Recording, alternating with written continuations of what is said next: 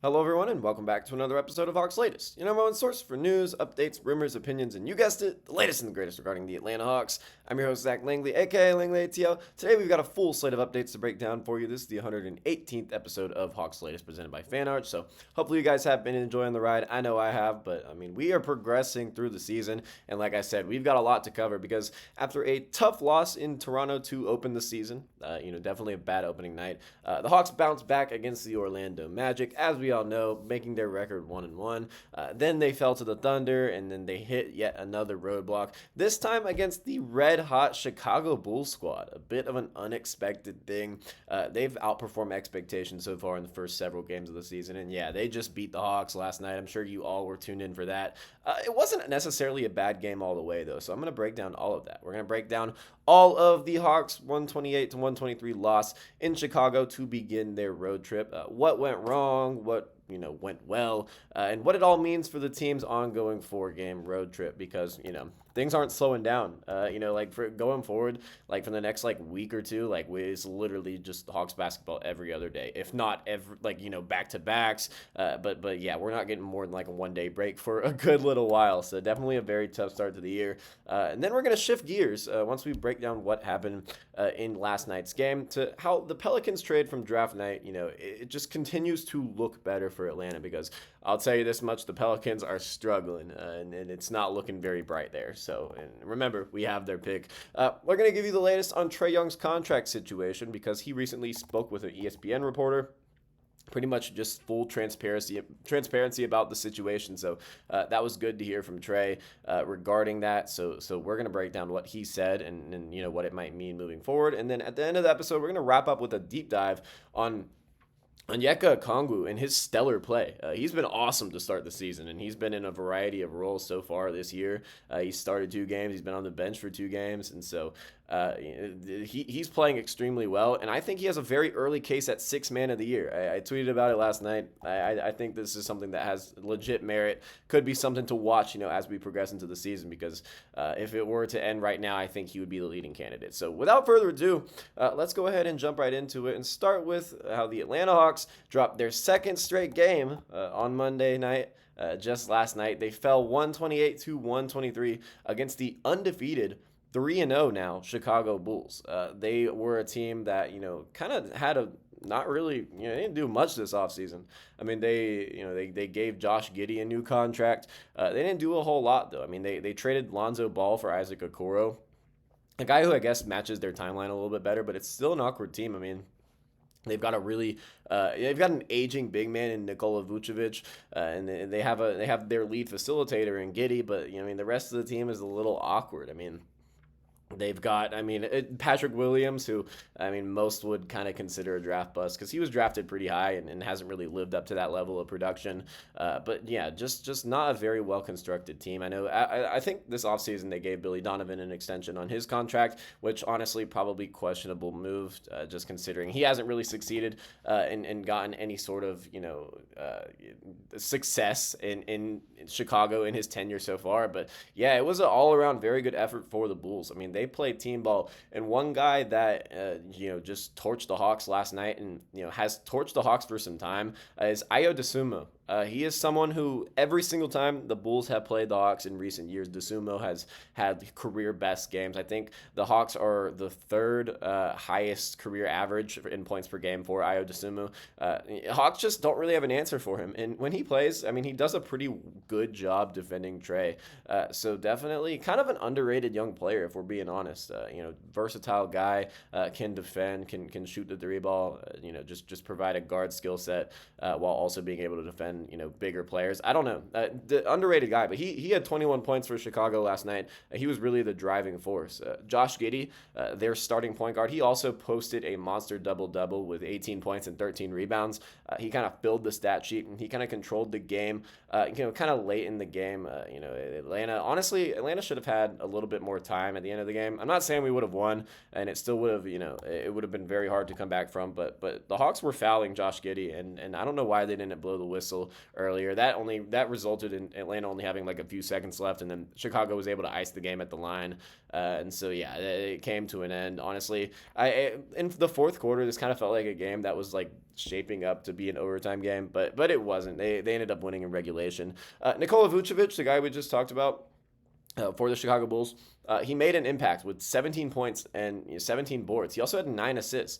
Is this Nikola Jokic? Like, what is this stat line from a guy like Vucevic, who's never really been known as a playmaker? He's been known as a stretch big who can be decent on the glass and provide a veteran presence. But he's not someone who's been known for his playmaking. But he had 9 assists last night. This Chicago team is a little bit underrated. I mean, they've got guys. They may have a team that just like gels together, and it's too early to make any sort of overreaction. But I do kind of like them moving forward. It's weird though, because on paper, like, I don't really like that roster. They also had Kobe White, who was out. He didn't play last night against the Hawks. I don't even know why I didn't mention this guy, but Matas Buzelis, the second-year player who was in the draft class, the same draft class with Zach Langley, he was someone who, he was very impressive. I think his game has taken a pretty significant leap from year one to year two. I was decently high on him coming out of the draft, but he wasn't someone who, I thought was going to be better than Langley. I still don't really think he's better than Langley, but he has a strong case for it because his athleticism is off the charts. I mean, he was someone who was, flying high and getting down the court with ease. And I mean, his shot looks confident. He has the ability to let it fly. And a very good young player, promising young player. Things are kind of going well in Chicago. I mean, they solid roster, just weird fits all around. But yeah, Kobe White, who, was having an outstanding season last year. A lot of people were considering him for most improved player. I think it was before he went down with an injury. I forgot exactly what happened there. It went to Dyson Daniels, but White has been making steady improvements. Year by year. And this is a guy who is now really into Chicago's system, and he might honestly be the best player on the team. They didn't have him last night, and they haven't had him so far this season. So, when he comes back, that's going to be a very significant boost for them and for the Bulls, who are already 3-0 and looking to make some noise in the Eastern Conference, I guess. This is a team that no one talked about this offseason, but maybe, just maybe, they're here to stay. And so last night, the Bulls had to face some adversity when they were playing the Hawks because Atlanta actually got out to a 13-point lead earlier in the game. So they overcame that deficit and they ended up winning. And so for the Hawks, it was another high-scoring effort. And so this was definitely this might have been the best game offensively that the Hawks had played so far. So encouraging signs there because the offense hasn't always been all there this season, especially since this was only the second game that the starting lineup, the starting lineup that's been hyped up all offseason has actually played together. They had a couple preseason games together, and then they had that first regular season game, but then all three of Jalen Johnson, Kristaps Porzingis, and Zach Langley missed that third game. Two of them missed that second game. So yeah, this was the second real action we got of the starting lineup, and there was significant improvements, especially on the offensive end. Now defensively, that's a whole nother topic for a little bit later in this video. But on the offensive end, I mean, they played pretty well. I can't be too mad with what I saw. I mean, there are some critiques here and there, but I enjoyed what I watched. Kristaps Porzingis, Atlanta's newly acquired big man, had 27 points, 2 rebounds, and 2 assists in his return from the flu-like symptoms that he had. People can speculate, what was actually going on there, but maybe they're just managing him because of his illness that he, was diagnosed with this last season in the postseason. But yeah, so he made his return to action. He had 27 points. I mean, he was shooting the ball really well. Through his 2 games with the Hawks so far, I mean, he shot the ball incredibly. So, I mean, this guy is looking like, he's in the best, scoring shape of his career. But the other things kind of need some work. I mean, I didn't really like what I saw from Porzingis on the defensive end yesterday. I thought he was a little bit outmatched and just in terms of letting people get to the rim. And not being able to recover quickly if he's if he's placed into a mismatch and has to close out on a 3 or defend a guard. It wasn't a very good defensive game for him, but it wasn't really a great defensive game for many people. Also, Porzingis only had 2 rebounds, which is a problem. I mean, when he played 26 minutes last night, and we've known that Kristaps Porzingis is not an incredible rebounder. I mean, this is not someone we're bringing in for his rebounding ability. We're bringing him in for his stretch big ability, and just his ability to open up the offense and be a steady force on the defensive end. In terms of being able to block a shot, but not like reliable defensive production. But yeah, 2 rebounds is a little unacceptable, and it doesn't help when Jalen Johnson, who had 25 points and he looked great, that was his return from the ankle injury that he sustained at some point. I don't think he sustained it in a game, but he did, and that's what resulted in him missing the game before this one. But yeah, Jalen only had 6 rebounds. So your starting front court, Jalen Johnson and Kristaps Porzingis, they combined for 8 rebounds. That's unacceptable. That's not something you're not going to be able to win with that. And it may seem like a simple thing. It may seem like something that it's just looking at the box score and doesn't really completely determine the impact of these guys. But yeah, I mean 8 rebounds from your starting front court, especially when you're just getting completely out rebounded by the opposing front court, is unacceptable. You're never going to be able to win with that. I mean, off the bench, Onyeka Okongwu had 10 rebounds. So I mean we've got some talented rebounders on this team. Even a guy like Asa Newell who had his first NBA double-double the game before this one against the OKC Thunder. He didn't get any playing time, but with Atlanta's fully healthy rotation, I definitely don't expect him to actually get minutes. That's expected. Trae Young in this game dished out 17 assists to go along with 21 points, including several highlight level setups that kept Atlanta in the game. I mean, he was facilitating like a madman in this game, and his shot was definitely struggling, and he definitely was not shooting the ball well, scoring with ease, just at all. But I mean, 17 assists and only 1 turnover is very good. I mean, you can't hang your head on that. He did his job in terms of getting everyone their fair share of action. He was definitely a legit floor general last night. I really liked what I saw out of him. It's just that shot. Trae's never really had like a extremely consistent shot, but I mean, we got to consider that Trae always starts his season slow, especially shooting the ball. And usually it's like everything starts the season slow for Trae. And so, when his facilitation is there already. And so, as we, play more games, and, Trae's a very durable guy, so he's going to be playing in every single game that he can. He's going to be someone who his efficiency will rise. And, it looks bad right now, but I mean, the 17 assists, you cannot just not give credit to. I mean, this is, that's very impressive. And only having 1 turnover, it's always been known that when Trae has like those high assist games, his turnover mark is going to be high. He'll have like 7 or 8 turnovers, which is not good. I mean, still whatever assist numbers he has is still very impressive. But yeah, doing this on just 1 turnover, I had to give a shout out to that because very impressive. But yeah, like offensive numbers, very good, really all around for this team. I mean, Onyeka Okongwu continued his strong start to the season, which we're going to break down even more later at the end of this episode. But I mean, yeah, like I said, he had 18 points and 10 rebounds. So Atlanta's like top 4 scorers, very good.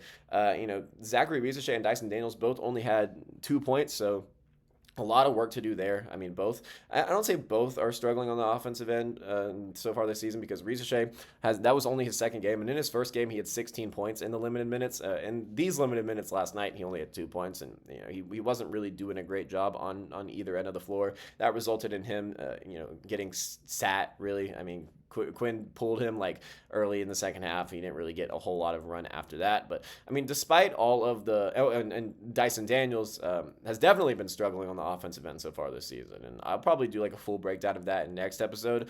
But yeah, it's been a very, very rough offensive start for Daniels. He's looked great on the defensive end, but that's what we expect out of him. But yeah, definitely a lot to work on offensively, because he is having a really tough time scoring the basketball. So let's take all of the positives and just talk about, like, despite all of the positives and all of the good things that we saw last night, especially on the offensive end, Chicago's depth for some reason was simply too much, and it's been too much for their opponents this season, really all year. Which it hasn't been a long year, but still, throughout the season so far. 8 Bulls players, including all 5 starters, scored in double figures. Rookie Matas Buzelis, he had a clutch 3-pointer with 2:30 to go. And like I said, I mean, his all-around ability was very impressive last night, and it has been so far this season and really throughout his career as he's gotten more minutes, game by game. That gave Chicago a 121-118 lead. And then seconds later, Kevin Huerter, the former Hawk, the one who saved us in that 2021 playoff run, that Atlanta got to the Eastern Conference Finals. They actually only got to the Eastern Conference Finals because Kevin Huerter lit it up in Game 7 against the Philadelphia 76ers. So we'll always appreciate Kevin Huerter here, but he wasn't a Hawk for very long. After a few seasons with the team, they traded him away to the Sacramento Kings for Justin Holiday and a protected first-round pick. But he was the one who extended that margin with a fast break layup off of a Vucevic steal. The Hawks were a team that they trailed 58-57 at halftime. No, they led 58-57 at halftime. They didn't trail. I don't know what I'm talking about. But they were outscored 41-34 in a high high tempo third quarter, and yeah, there it is. The third quarters again. That changed the tempo of the game. It really changed the overall tone that Atlanta had for the rest of the game because yeah, I don't know what it is. I don't know what they're doing at halftime. I don't know what like halftime speech Quinn Snyder is giving, but they were not good coming out of the gates in the third quarter, and this has been a theme all season. The Hawks have looked really bad in third quarters.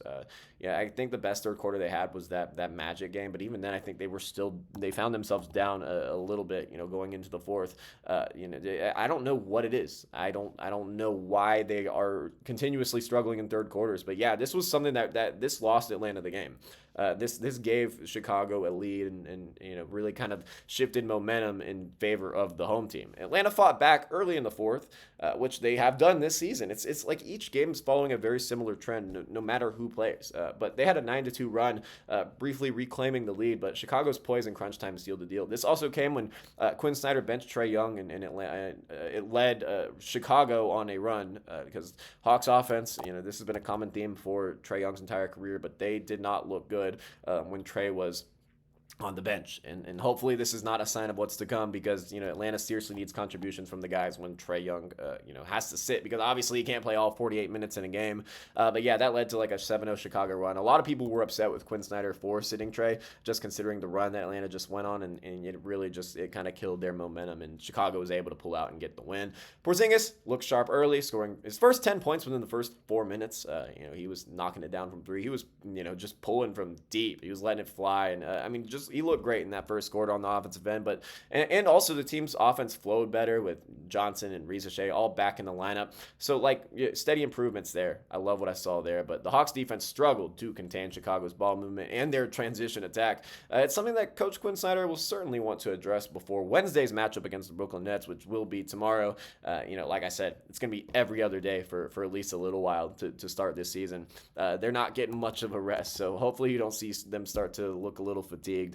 Because this is season shape. I mean, this is you've got to be able to play at a high level every other day because and there's definitely a few back-to-backs coming up in the next few weeks, so there's just got to stay healthy. Got to manage these minutes wisely, and so the Hawks are 1-3 though.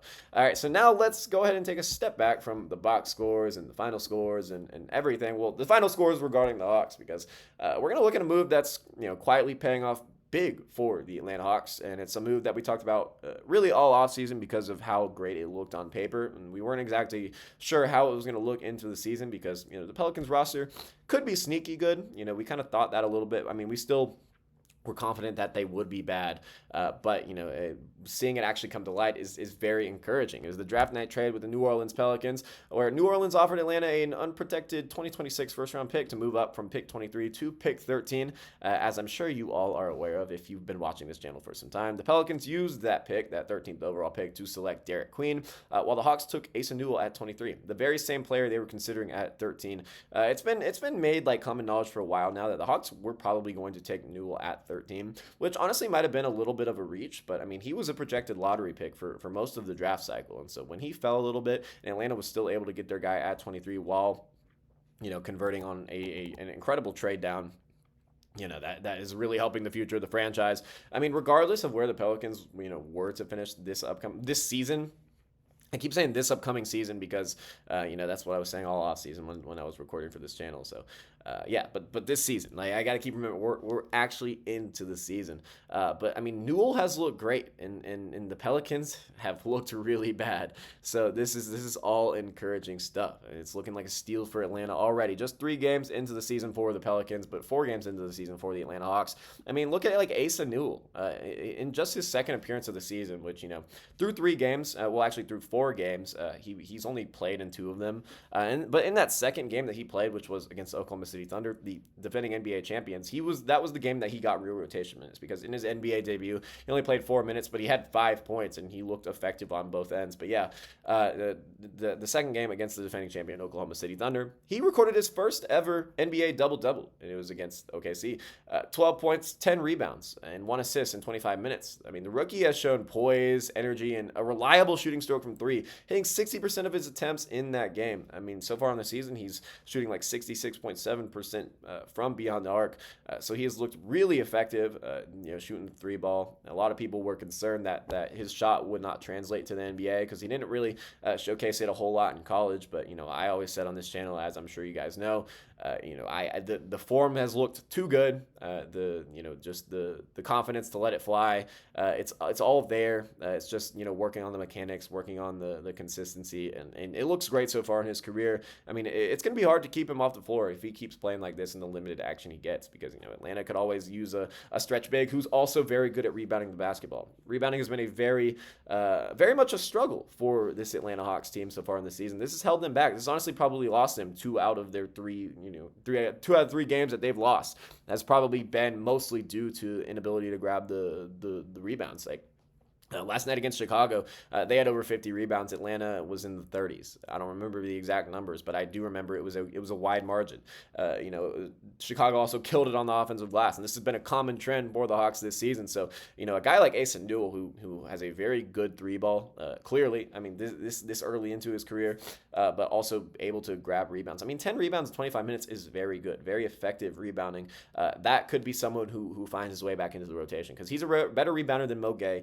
He's a better rebounder than maybe Kristaps Porzingis. I mean, there's not a large enough sample size to really give a definitive statement on that, but he might be a better rebounder than Kristaps Porzingis. I mean, Jalen Johnson's a better rebounder, but Jalen Johnson is the best rebounder on the team that we have, which is a problem for another day, because it seems a little ridiculous to say, but I truly believe that is true. Meanwhile, I mean, taking everything aside, all of Asa's standout play, thank you New Orleans for giving us him, but also their team, the New Orleans Pelicans, they're 0-3. They are really struggling to start the season. They're struggling to find rhythm early in the season, really on both ends of the floor. It has not looked pretty for that franchise. And so that unprotected first-round pick could easily turn into a high lottery selection if things continue this way. Now, once again, it's early in the season. We don't know exactly what the rest of the season holds for the New Orleans Pelicans, but it's not very promising because Zion Williamson is hurt now, and we don't know the severity of that injury. I don't know if that's been reported yet at the time I'm recording this video. But if that's a little more, if he has to miss a little bit of time, they're going to be even worse than they've been, because Zion's been their best player, and they've dealt with other injuries. I mean, they've got Jordan Poole, who, he hasn't looked bad, I don't think, but I mean, he's still a negative defender, and it's just a weird fit in that lineup with Murphy and Jones. And they have DeAndre Jordan, the 37-year-old DeAndre Jordan, playing good minutes for them. It's not a very encouraging time in New Orleans. And Derek Queen, I don't think he's had too big of a role so far. The guy that they traded up to 13 for. Honestly, I'd argue that Newell has been more impressive than him, and Atlanta got him 10 picks after the Pelicans got Queen. So what does all of this mean for Atlanta, though? It's simple, though. Flexibility. If Newell continues to develop, he could become a core piece next to Johnson and Rizachet and Daniels. If not, though, I mean, let's say like Newell all of a sudden falls off a cliff, which I highly doubt is going to happen. The future pick is such a valuable chip. I mean, even if they don't even use that, it's one that could help land another star player. It's one of the best assets in the league. So I mean, they have so many options that they could pull with this. I mean, this pick could land them an absolute gem in next year's draft, like a Darren Peterson or a what's that guy, Cam Boozer, or AJ DeBanza. It's a very stacked draft class this upcoming year, and the Pelicans really just gifted the Hawks a very good pick. So we're going to continue to track this pick as the season goes on, because it could help determine the future of Atlanta's franchise. So bottom line, the Hawks were smart to move back. I mean, they got their guy at a premium, and they got their guy and a premium future asset in the process. You could not have scripted it better. Thank you, Anzi Saleh. It gives us another interesting storyline to watch while the Hawks may be struggling a little bit right now. It's very encouraging to see that the Pelicans are struggling even worse, because we got their pick. So next up, the Trae Young contract situation, another major storyline of the offseason, and we have more details on it I always want to provide y'all with updates on that situation because things are developing every day. Things are changing every day, and there's always more to talk about. So the All-Star point guard, the 4-time All-Star point guard, should be like 5 or 6 time, but anyway, that's a conversation for another day. He entered this season without a contract extension, and a lot of people were talking about that. A lot of people were criticizing the Hawks for that. A lot of people were criticizing Young for that. A lot of people thought, it's valid because Young hasn't won anything and so forth. I mean, there's a lot of varying opinions on this matter. He's now playing on the final guaranteed year of his deal because he has a player option for the 2026-27 season, which is next season. So at the end of the season, he could opt out of that player option. He could decline it, and he could hit unrestricted free agency, which would be a little bit of an issue for Atlanta, depending on how much success we see this season. Young is coming off of a very strong campaign last year, where he led the league in assists at 11.6 per game. He just put up 17 assists last night, so I think Young won't have too tough of a time leading the league in assists again this season. He always knows the chatter around his future won't stop anytime soon. I mean, ever since Young has stepped foot in Atlanta, people have been trying to get him out the city, and no matter how many times he has said he loves Atlanta, a lot of people still believe that he's going to request a trade. But his focus, as always, remains on winning. I mean, he wants to win. He wants to provide wins on the court. He wants to have great on-court production. He wants to connect with his teammates. I mean, he's really just everything you look for in a leader point guard. He's gotten a very unfair rep around the league, just considering outside narratives and people pushing their false agendas on him. So there's an ESPN reporter who is closely following the Hawks this season, and he got to speak with Trey, just the other day with a certain media availability. But when asked about the whole situation, I mean, Trey said, and also the media day when I was actually there. They kind of took his quote out of context.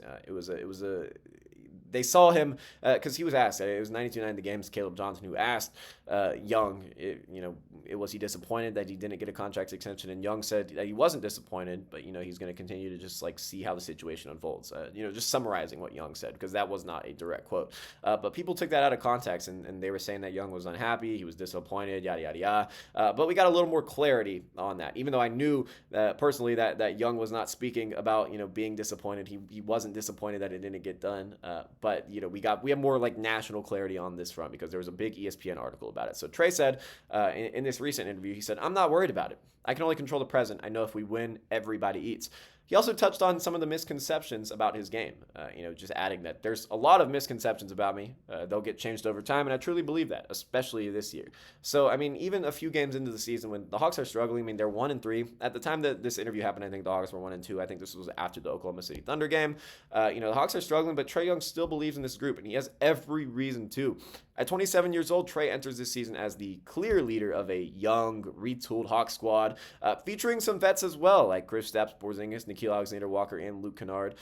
Luke Kennard has been so frustrating this season. This, honestly, I'm probably gonna write an article about it at some point today, and then I'm gonna probably talk about it next episode because he's been so frustrating so far. He's not shooting the dang ball, and I don't want to fall down this rabbit hole too much because I'll have a whole topic about it. But yeah, I expect so much more out of him.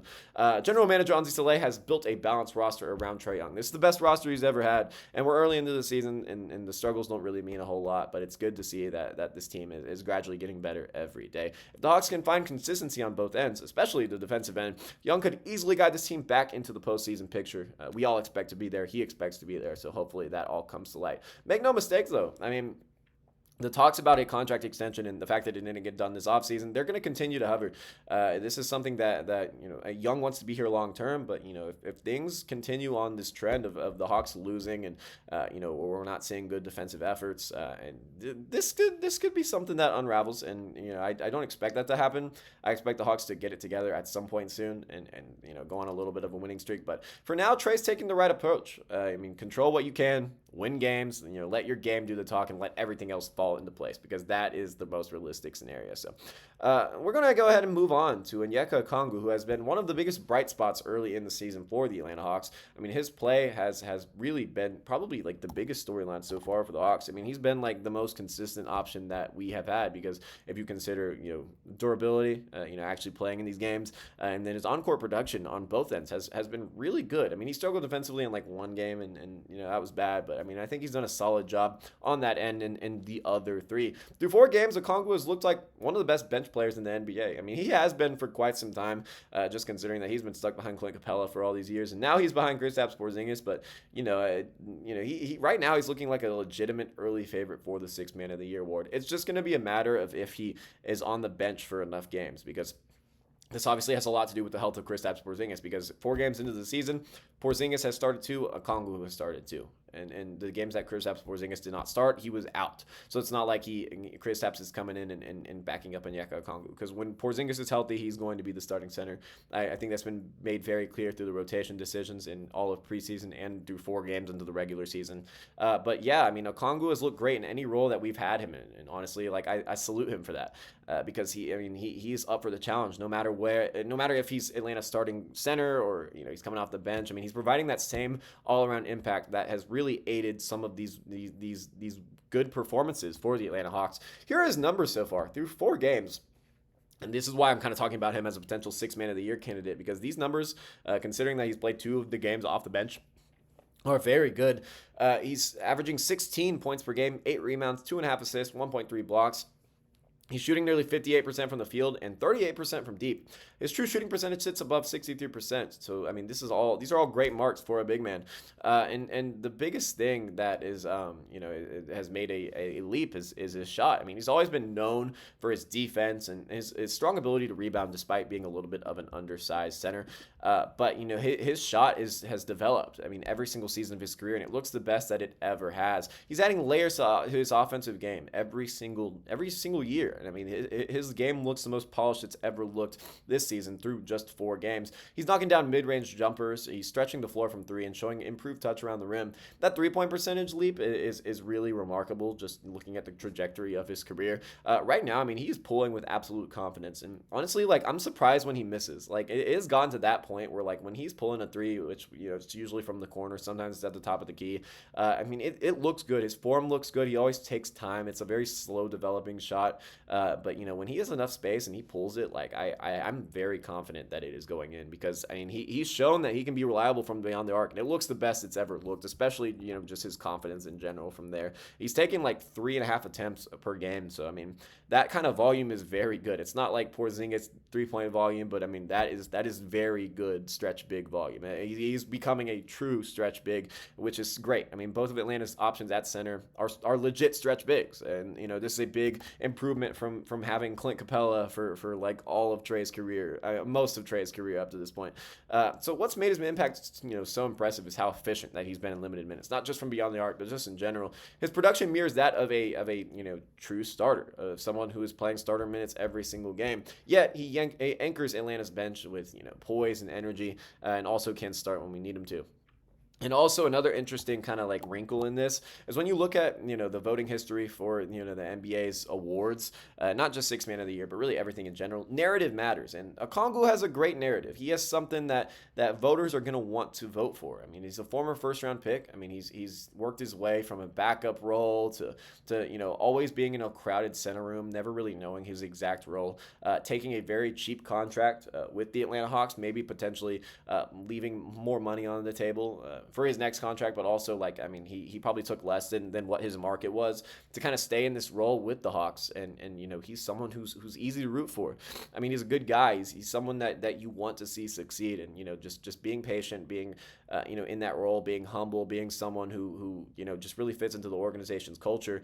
Voters are going to like him. I mean, he's gone from not really having a role in the rotation to being a key difference maker on a playoff hopeful team, a team that should be in the playoffs this upcoming season. I mean, this season. I don't know why I keep saying this upcoming season. It was a long off season. I'm still getting used to making videos for the season, but it's been fun so far. But if Okongwu continues to elevate a second unit like this, he won't just be in the conversation. He'll be leading it. This is my early Sixth Man of the Year prediction. Honestly, I probably should have told y'all to go ahead and put your bets in for Sixth Man of the Year, because Okongwu is seriously making a legit case for that. So to recap, the Hawks may have fallen short in Chicago, but there were improvements. There were things to be excited about. Porzingis and Okongwu, I mean, and Johnson all looked sharp in their return. There's stuff to clean up, but I liked what I saw. I liked the offensive improvements. It's just a matter of maintaining that same physicality on offense. Trae Young continues to set the tone. He had 17 assists last night, which is a season high.